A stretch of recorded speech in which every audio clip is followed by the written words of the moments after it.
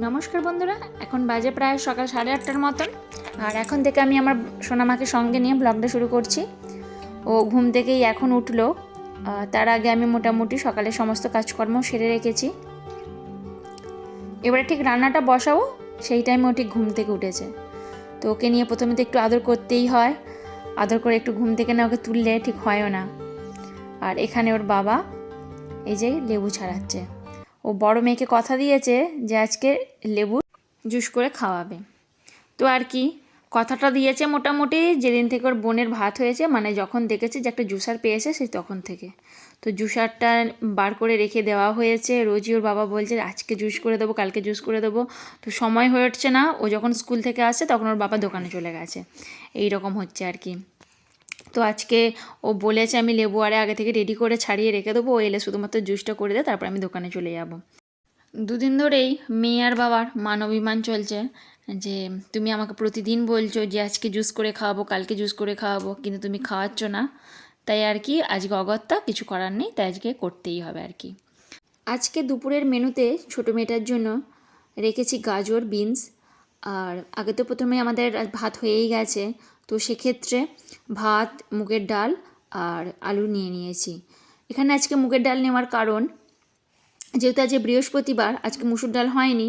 আর ওকে তো প্রায় প্রতিদিনই মুসুর ডাল দেওয়া হচ্ছে। আজকে ওর ফ্লেভারটাও বেশ চেঞ্জ হবে রান্নার খাবার মধ্যে।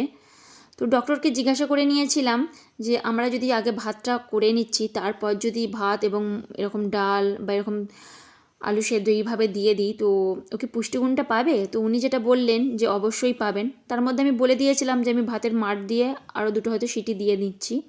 তো উনি বললেন আমরা যে সামান্য পরিমাণে চাল ডাল দিয়ে সেদ্ধ করি, তার থেকে এর পুষ্টিগুণটা আরও অনেক বেটার হবে। কারণ যেহেতু আমাদের ভাতের পুরো মাঠটা, মানে যেটা একদম নিচ পজিশনের যে মাঠটা হয়, সেই পুরো ভাতের মাঠটাই আমি ওর খাবারে অ্যাড করে দিচ্ছি। তো পুষ্টিগুণটা এমনি আমরা যে চাল ফোটাবো বা চাল ডাল সমস্ত কিছু সেদ্ধ করব, তার থেকে অনেকটা পরিমাণে বেটার হবে। তো শুনে বেশ ভালোও লাগলো, কারণ আমি এইভাবে করার চেষ্টা করছিলাম আর সেটাই ঠিক উনিও বললেন যে হ্যাঁ ঠিক আছে। আর অবশ্যই খাবারে আমাকে লবণ অ্যাড করতে বলেছিলেন। আমি জিজ্ঞাসা করেছিলাম যে 1 বছর যেহেতু এখনও হয়নি, তো লবণ কি অ্যাড করা যাবে? তো উনি বললেন অবশ্যই, আমাদের যেমন মুখে রুচি আছে অবশ্যই মুখের রুচি অনুযায়ী ওকে খাওয়াতে, আর অবশ্যই আয়োডিনযুক্ত লবণ অ্যাড করতে। আর যেটা বললেন যে সর্ষের তেল বা ঘি, সাদা তেল, যে কোনো ধরনের তেল একটু ব্র্যান্ডেড কোম্পানির ইউজ করতে। তো আমি ঠিক সেই রকমভাবেই করছি। আজকে যেমন সর্ষের তেল দিলাম, কালকে আশা করছি একটু ঘি দেব, এই রকম আর কি। মানে নিত্য নতুন রকমভাবে একটু চেঞ্জ করে দিতে বলেছেন। আর আজকে যেহেতু আমাদের খাবারের মধ্যে সেরকম কিছু রাখা হয়নি, আজকে একটু মুগের ডাল করেছি, কারণ মেয়েটাকে আজকে নেবার মতন কেউ ছিলও না। আর আমার রান্নাবান্নার কিছু হয়েও ওঠেনি। আর কপির তরকারি ভেবেছিলাম যে একটু ডাল আলু ভাজা এই সমস্ত কিছু করব, কিন্তু করা হয়ে উঠলো না। তাই একটু গরম গরম ভাত আর আলু সেদ্ধ, তারপরে গাছ থেকে তুলে মাত্র টমেটো দিয়েছিলাম, আর একটু ঘন করে ডাল করেছি। আর ও একটু ওর খাবারের মধ্যে নিরামিষ দিনে একটু আচার নিয়ে নেয়। আমার আচার অতটা ভালো লাগছে না বলে আজকে আমি নিলাম না, আমি একটু ঘি নিয়ে নিয়েছিলাম। তো নিরামিষ দিনে গরম গরম খাবার দাবার খুব একটা খারাপ লাগলো না, দেখলাম ভালোই লাগলো আর কি। তো এখানে যে পরিমাণে খাবার নিলাম সেটা নিশ্চয়ই আপনারা দেখতেই পেয়েছিলেন আগেই, যে পরিমাণ ভাতটা নিয়েছিলাম। তো অতটা পরিমাণেও ভাত আমি ঠিক দেবো না, যেহেতু শরীরটা খারাপ মতন একটু কম পরিমাণেই নিয়ে একদম পাতলা মতন করে খাওয়াবো। কারণ আজ 3-4 দিন হলো একেবারে ওকে ভাত বা কোনো কিছুই খাওয়ানো হচ্ছিল না। যেহেতু ভাতের দেখছি স্ট্রাকচারটা একটু গাঢ় মতন হয়ে গেছে, এটা একটু পাতলা মতন করে নেব, কারণ এতটা ঘন খেতে পারে না।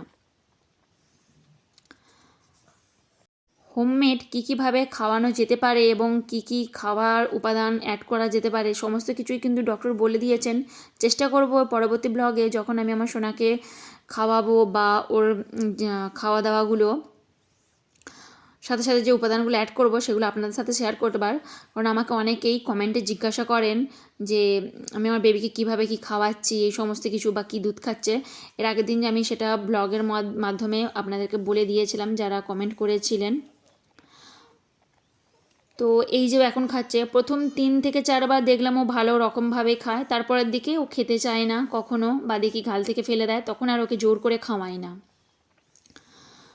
তো মোটামুটি বুঝতে পারি যে ও খেতে চাইছে না, যতটুকু খায় আর কি, কারণ বেশি চাপ করে খাওয়ালেই দেখি ও বমি করে দেয়। এখানে এই যে বড় মেয়েটা এসে গেছে, তো ওকে মানে ওকে এই যে জুস করে দিয়েছে। আর এখন প্রায় আমার মেয়ের খাওয়ানোর আধ ঘন্টা হয়ে গেছে। আধ ঘন্টা পর ওকে একটু এই জুস খাওয়াচ্ছি। ঠিক এই যতটুকু পরিমাণে নিয়েছি এই সামান্য, ঠিক এই সামান্য পরিমাণেই খাওয়াবো, এর থেকে আর বেশি খাওয়াবো না। কারণ আজকে এই লেবুর জুসটা প্রথম দিন খাওয়াচ্ছি, তারপর খেয়ে ওর এখন কি এফেক্ট পড়বে তার ঠিক নেই। তাই আর কি একদম খুব পরিমাণে না খাইয়ে একদম জাস্ট স্বাদটা চেঞ্জ করার জন্য বা ওকে একটু স্বাদ বোঝানোর জন্য ওকে লেবুর জুসটা দিচ্ছি। তো ডক্টর বলেই দিয়েছেন যে প্রায় প্রতিদিনই একটু একটু করে যে কোনো ধরনের খাবার, মানে যে কোনো ধরনের ফল দিতে। তো আজকে যেহেতু লেবুর জুসটা হলো, তো লেবুর জুসটাই খাওয়াচ্ছি। তো নেক্সট দিন অন্য কিছু দেওয়ার চেষ্টা করব।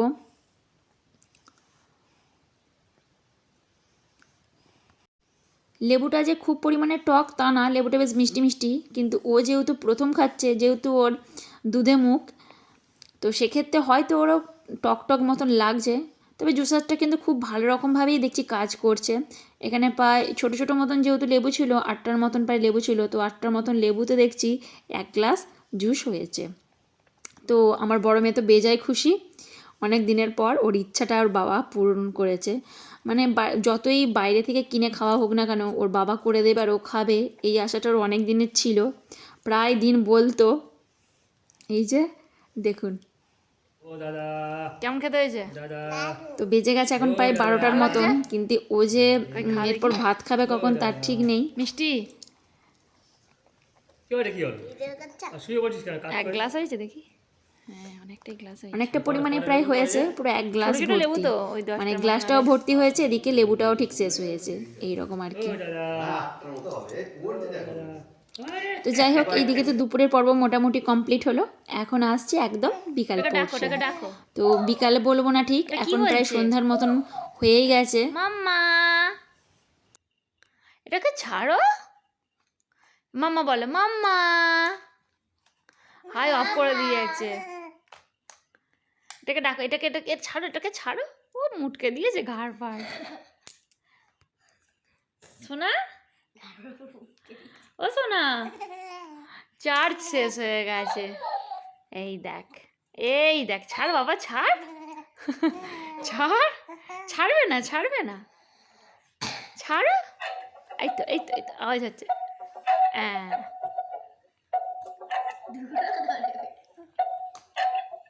ও ওটাকে সবাই ভয় পায়, তোর ভয় নেই। দুষ্টু দুষ্টু, দোল দোল করে দাও, একটু দোল দোল। দুষ্টু, ও দুষ্টু। ড্রেসিং টেবিলটা এসেছে তো প্রায় মেয়েটার ভাতের সময়, কিন্তু এখনও পর্যন্ত এখানে কোনো রকম জিনিসপত্র রাখাও হয়নি আর পরিষ্কারও করা হয়নি। তাই ভাবলাম আজকে একটু পরিষ্কার করে রাখি, এবার জিনিসপত্রগুলো আস্তে আস্তে এটা ভরাট করতে হবে। কারণ যতই জিনিসপত্র থাকুক না কেন, বা যতই আলমারিপত্র থাকুক না কেন, নতুন জিনিস নিয়ে আসার সাথে সাথে সেগুলো একদম পুরোপুরি ভর্তিই হয়ে যাচ্ছে। কোথা থেকে যে জিনিসপত্র এসে ভর্তি হচ্ছে তার ঠিক নেই। তবে এখানে আমি আমার সামথিং কিছু রাখবো না, এখানে বেশিরভাগটাই বড় মেয়েটার জিনিসপত্রগুলোই রাখবো। আমার তো টুকটাক যা কিছু, ওই একটা লিপস্টিক আর হয়তো একটা কি দুটো জিনিসপত্র এরকম আছে। তো কানের হার এই এরকম কিছু হালকার মধ্যে দিয়ে 2-1টা হয়তো রাখবো। আর এই যে দিন শেষে ওর এখন মনে হলো যে বোনের কাঁথাগুলো একটু গুছিয়ে রাখি। আমি প্রায় সমস্ত কাঁথা কাপড় সমস্ত কিছু গুছিয়ে রেখেছি, কিন্তু এখন এই 3-4টের মতো কাঁথা পড়ে আছে। আর দেখছো ভাঁজ করেছে, এখানে দুটো বেশ ভাঁজ করেছে একদম সুন্দর করে, দেখুন। আর ঠিক মোবাইলটা যখন আমি ক্লিক করলাম তখনই দেখছি ভাঁজগুলো ওলট পালট করে ভাঁজ করছে। এখানে ওর বনিও জায়গা আছে, এখন বাজে প্রায় 10:30টার মতো, এই ভাঁজটা ঠিকঠাকভাবে দিতেই পারছে না দেখুন। তবু আর কি, যেহেতু ক্লিকটা করেছি, ক্লিকটা করেই রাখলাম। পরবর্তীকালে ওর বোন যখন দেখবে যে দিদি ওর জামা কাপড় ভাঁজ করছে বা কাঁথা কাপড় ভাঁজ করছে, ওর একটু হলেও ভালো লাগবে। আর এইসব মোমেন্ট তো আর ফিরে পাওয়া যাবে না, সেটা ভালোই হোক বা খারাপই হোক। এখন 10:30 বাজে, ওর চোখে ঘুম নেই, ঘুমাবে প্রায় 10:30 থেকে মোটামুটি 11টার মধ্যে এরকম ঘুমায়। আবার কখনো কখনো 11:30 থেকে 12টা এরকমও হয়ে যায়। মোটামুটি 12টার মধ্যে ঘুমিয়ে পড়ে।